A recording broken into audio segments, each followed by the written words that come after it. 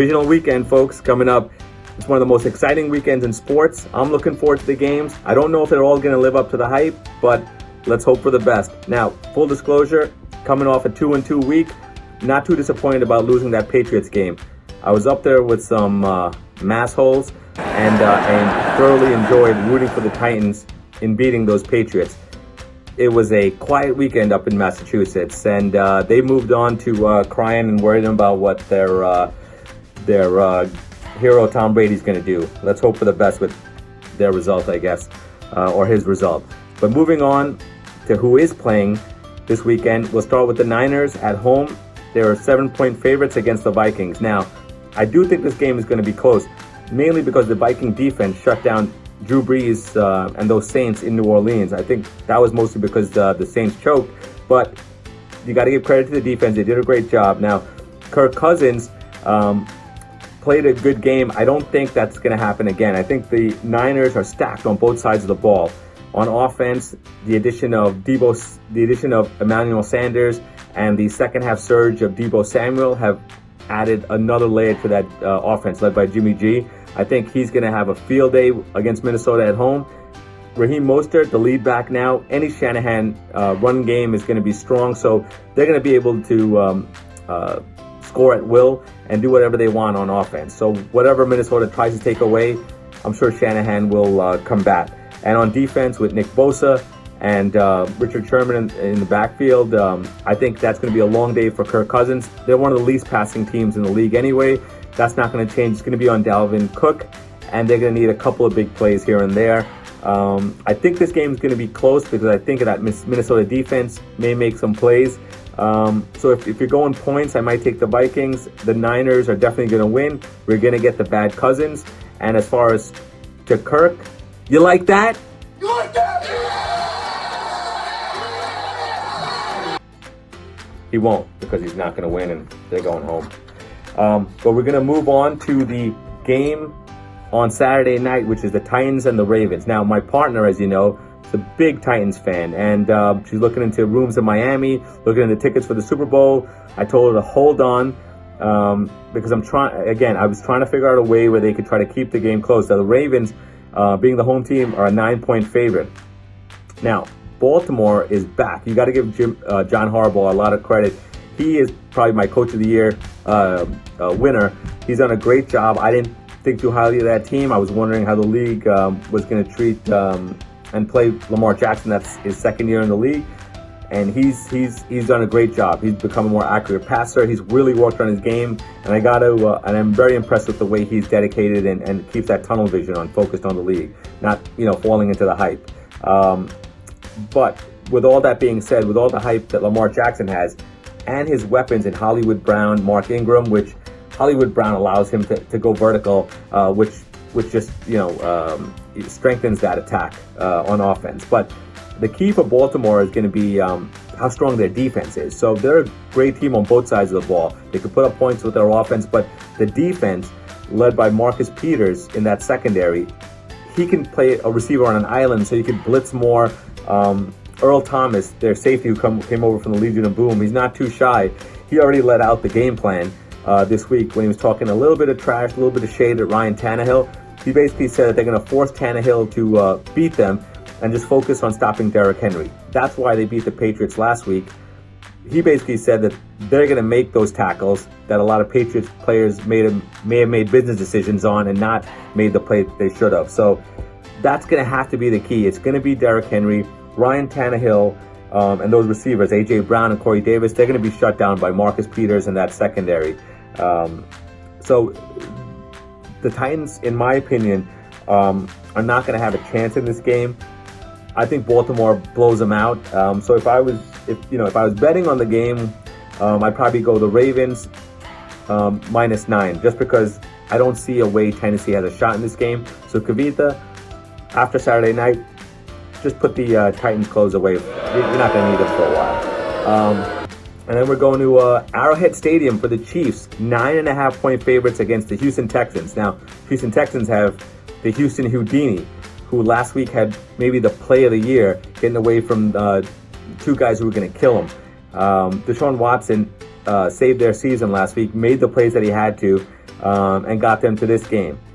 Now, I think that the Chiefs are getting a lot of points here. 9.5 is a lot. Now, I do think the Chiefs will come out on top.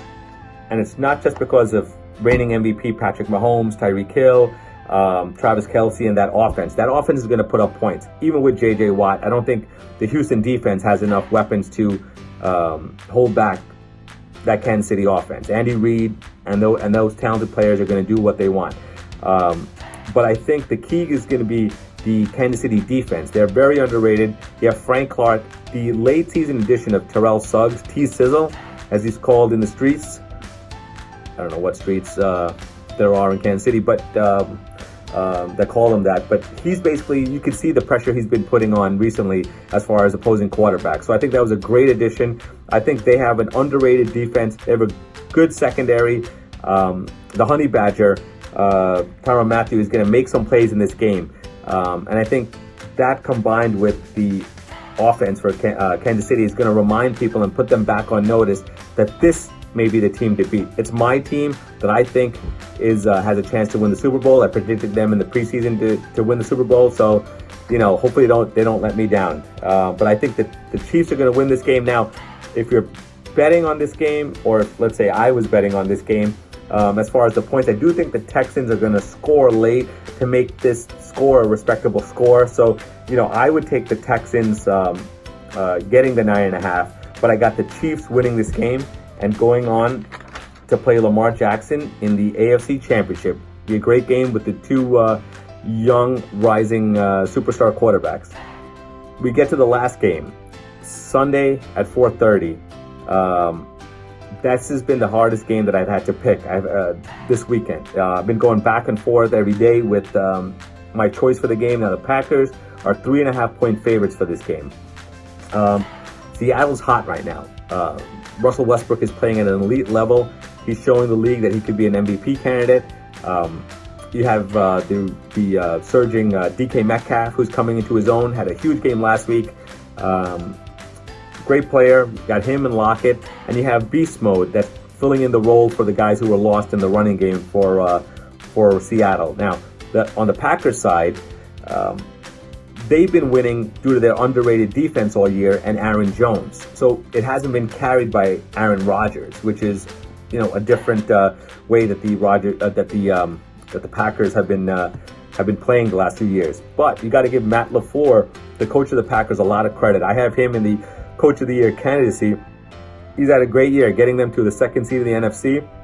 So I'm going back and forth as far as who's gonna, who might have the edge here.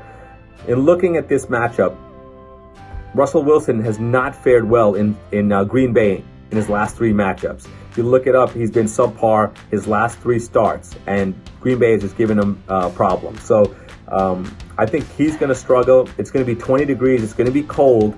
Not that Russell Wilson is not used to the cold, but I think he's struggled. I think those struggles will continue. And the other key to me is the lines.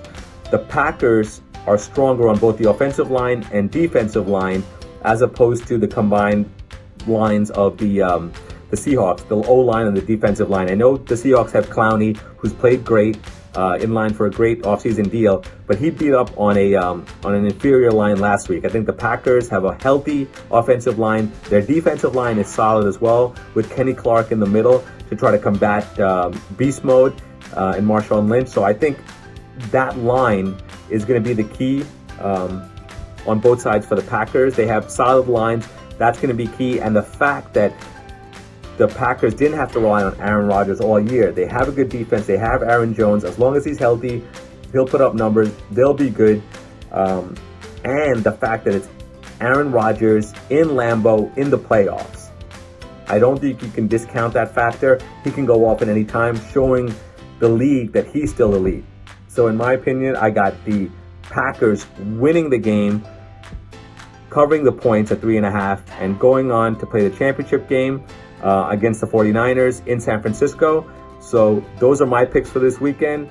Hope you guys enjoy the games. Hey guys, it's Kavita with the Sports Combo, and last weekend's wildcard weekend lived up to its name. It was quite a wild ride. With most games pretty close and 2 going into overtime, it kept fans at the edge of their seats. We got some of our predictions wrong, but I was really excited about my Titans crushing those Patriots. So I'm a happy camper, but we must move on.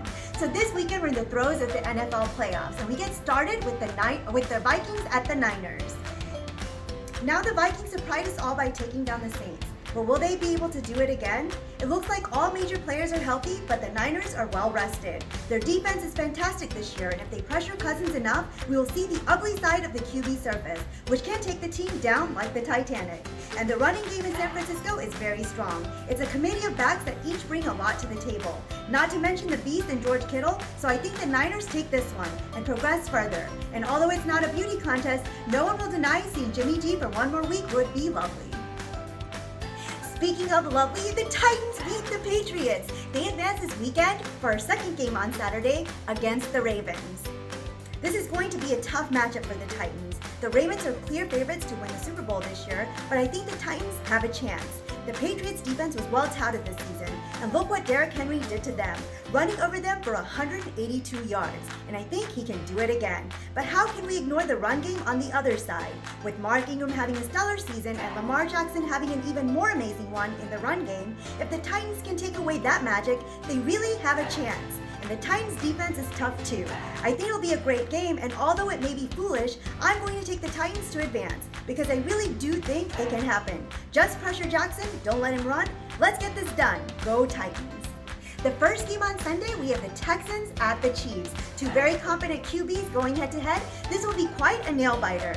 The Texans were trailing all game last week to come back and score 19 unanswered points. What? And that two-tackle evasion that Watson pulled off was amazing. But now they are facing a much more confident and established team in the Chiefs. The Chiefs' defense has only been improving, and their offense is stout. Mahomes has been injured, as have some of his teammates, but after a long rest, I think they're ready to take the Texans head on. This is a really tough call, but I think the Chiefs step over the Texans on to the next round. Our final game of the weekend is the Seahawks at the Packers. Two very respected teams with franchise quarterbacks, but the Packers may have revenge on their brain, as the Seahawks took away the Packers' playoff hopes just a few short seasons ago. And the Seahawks lost two of the premier running backs late last season, so they are literally running on fumes. The Packers have Aaron Jones and Devontae Adams back healthy, and they have Allen Lazard, who has given the team quite a turbo boost. But with all that being said, I think it goes without saying anymore. I think the Packers advance in this one, especially with the home field advantage.